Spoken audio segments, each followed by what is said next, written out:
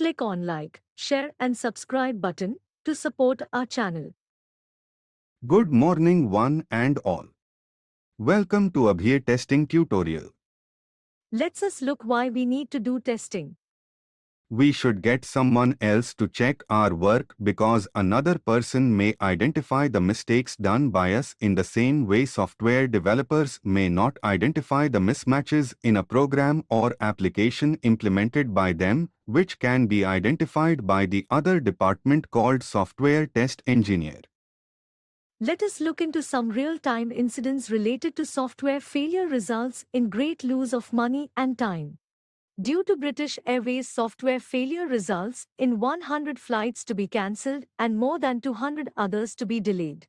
Due to TSB Bank software failures that left up to 1.9 million customers unable to bank online, some for several weeks, in April 2018. This two incident are best example to say importance of testing. Please click on like, share and subscribe button to support our channel. Thank you very much for watching our channel. Please visit us again.